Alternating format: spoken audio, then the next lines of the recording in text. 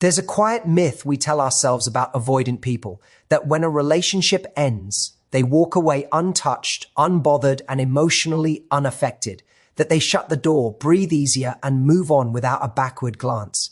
But that story is comforting fiction. The truth is far more complex and far more human. When an avoidant loses someone who actually cared, they don't fall apart immediately. They fall apart later, in silence, when no one is watching.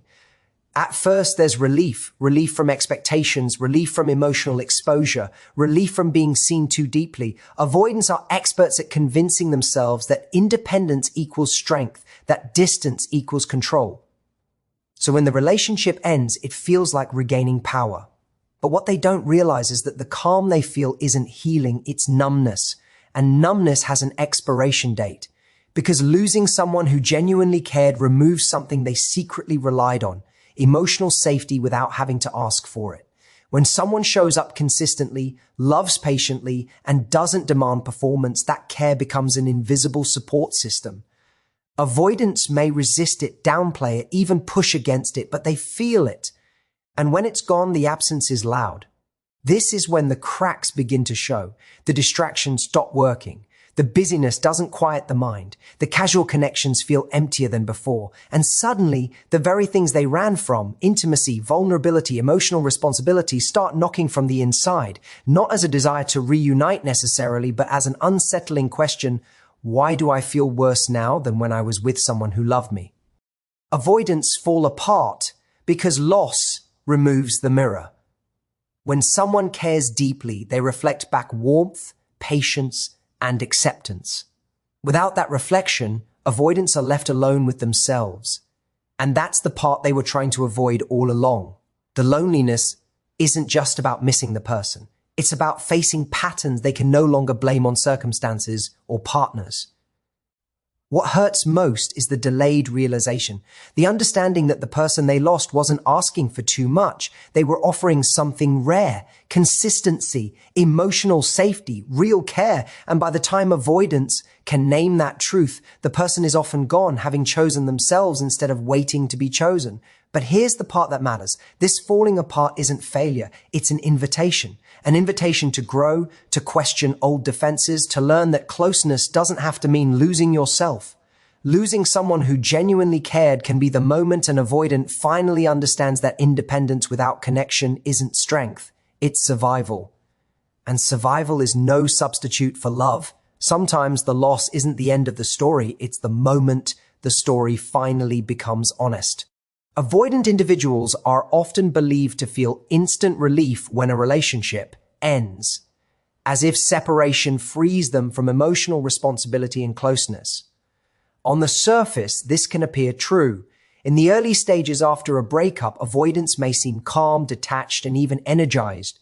They reclaim their routines, immerse themselves in work, distractions, or social activity, and convince themselves that the relationship simply wasn't right. This initial response is not indifference, it is a coping mechanism. Relief for avoidance is not the absence of feeling, it is the postponement of it. Avoidants are wired to suppress emotional reactions when closeness feels overwhelming. Throughout the relationship, they often manage discomfort by creating distance, minimizing needs, or reframing emotional moments as unnecessary or inconvenient. When the relationship ends, that same emotional shutdown becomes easier to maintain. There are no expectations to meet, no vulnerable conversations to navigate, and no risk of being emotionally exposed. This creates a temporary sense of control, which feels soothing and empowering. However, this calm is misleading. It is not resolution, it is emotional suspension. What makes the impact delayed is that avoidants process emotions cognitively before they process them emotionally. They analyze the breakup, justify it, and intellectualize their choices. They tell themselves it was logical, inevitable, or for the best. But emotions do not disappear simply because they are rationalized. They wait. And over time, when distractions fade and routine settles, those unprocessed emotions begin to surface in unexpected ways. This delayed impact often arrives quietly. It can show up as restlessness, unexplained irritability, or a sense of emptiness that no achievement or distraction fills. Avoidants may find themselves thinking about the past at odd moments, not with longing at first, but with curiosity. They begin to remember how it felt to be understood without explanation, supported without pressure, and cared for without conditions. These memories don't strike immediately because the avoidant nervous system needs distance before it feels safe enough to feel at all. Unlike securely attached individuals, avoidants often feel loss after the bond is fully broken. While others grieve early, avoidants grieve late.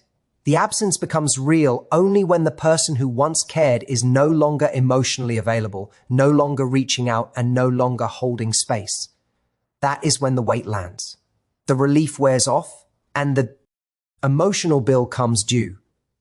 This is why avoidance can appear unaffected, while the other person is hurting, only to struggle months later when the world has moved on.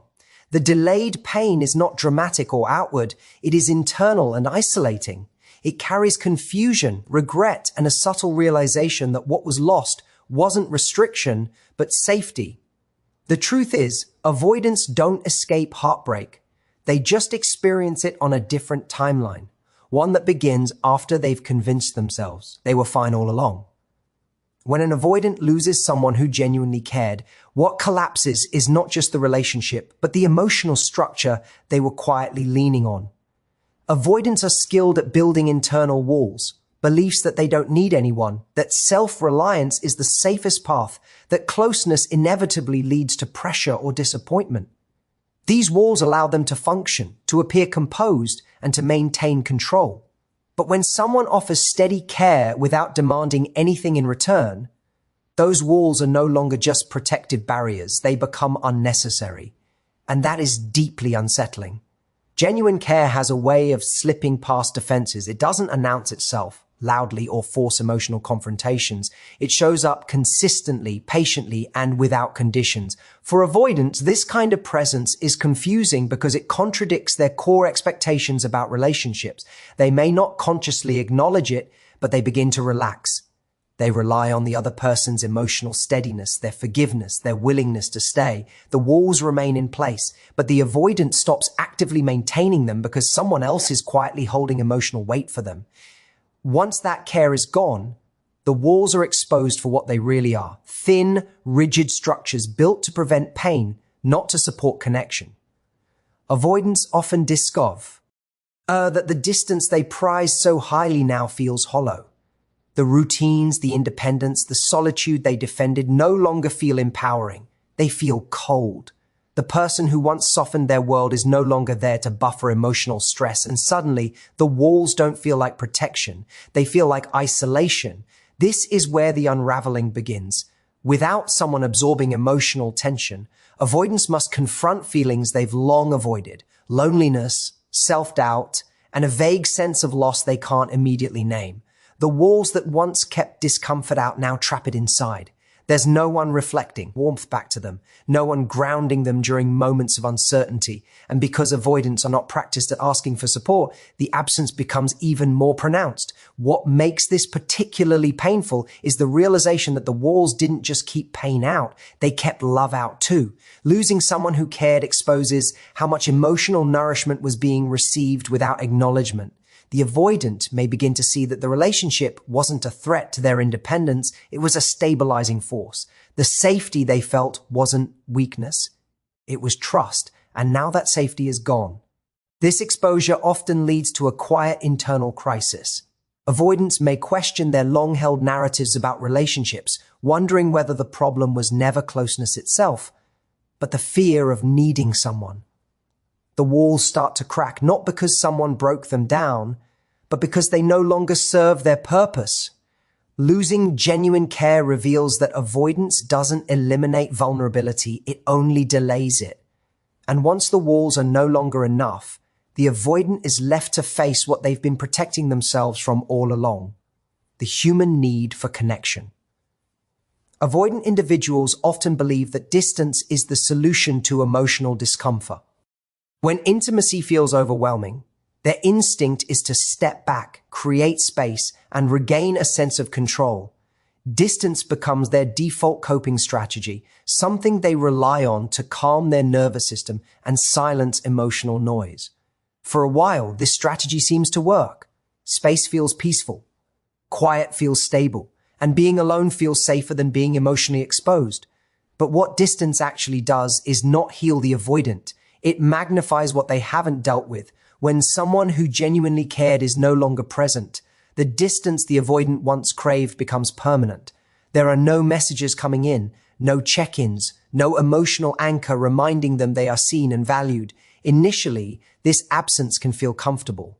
The avoidant tells themselves they are finally free from pressure, expectations, or emotional intensity. Yet over time, the silence grows louder. Without relational connection, unresolved emotions lose their distractions and begin to surface. Distance strips away regulation. Healthy relationships, even when imperfect, provide emotional grounding. They help regulate stress, offer reassurance, and create a sense of belonging. When avoidants remove themselves from that dynamic, they also remove the stabilizing effects that connection provides. What remains is the raw, unfiltered emotional experience they never learned to manage internally. The very solitude they sought now exposes anxiety, restlessness, and emotional fatigue they can no longer blame on the relationship. As time passes, avoidants often notice that their emotional state hasn't improved. It has become more erratic. They may feel irritable without knowing why, disconnected from joy, or oddly preoccupied with the past. Distance doesn't bring clarity, it creates echo chambers. Thoughts loop, memories resurface, moments of care, patience, and understanding replay in our mind, not as comfort but as quiet reminders of what's missing. This amplification is especially powerful when the lost connection was healthy. Casual connections or surface-level interactions don't fill the gap left by someone who offered real emotional presence. The avoidant may attempt to replace intimacy with busyness, novelty, or physical distance, but none of it resolves the internal tension. Without emotional engagement, the nervous system remains stuck in a low-grade state of stress, constantly scanning for threats while denying the need for comfort. What avoidants slowly realize is that healing doesn't happen in isolation. Distance may reduce immediate discomfort, but it doesn't teach emotional resilience. It doesn't help process loss, build self-awareness, or develop intimacy skills. Instead, it freezes growth. The longer the avoidant stays emotionally detached, the more pronounced the unresolved feelings become. This is why avoidants often struggle most after enough time has passed. When the world expects them to be over it, they are still grappling with emotions they postponed. Distance has given them space, but not understanding. And in that space, the absence of genuine care becomes painfully clear. What once felt like freedom begins to feel like disconnection. The truth they face is uncomfortable but important. Healing requires presence, not avoidance. Distance doesn't resolve pain, it echoes it. For a long time, avoidant individuals manage to stay emotionally afloat by repeating familiar patterns. When closeness increases, they pull away. When expectations rise, they create distance. When vulnerability appears, they intellectualize or minimize it. These strategies often work well enough to protect them from discomfort, allowing them to move through relationships without fully confronting their fears. But losing someone who genuinely cared disrupts this system. It creates a situation their usual defenses can't fix, forcing them into an internal reckoning they can no longer outrun. Avoidants rely heavily on motion, new routines, new people, new distractions to avoid sitting with unresolved feelings. They tell themselves that. Moving on is the same as moving forward. But when the loss lingers despite these efforts, something shifts. The realization begins to form that the pain isn't coming from the relationship itself, but from the repetition of the same emotional cycle. The old explanations stop working. Blaming timing, compatibility, or external circumstances no longer brings relief. This reckoning is uncomfortable because it challenges the avoidant's self-image. Many avoidants see themselves as independent, logical, and emotionally self-sufficient. Admitting that their patterns contributed to the loss threatens that identity. It requires acknowledging that distance was not strength, but but protection, that withdrawal wasn't clarity, it was fear, and that the connection they lost wasn't suffocating, it was asking for presence they didn't know how to give. What makes this moment unavoidable is the absence of replacement. When someone truly cared, they often tolerated inconsistency, gave emotional grace, and stayed longer than most would. Once that person is gone, the avoidant notices a pattern.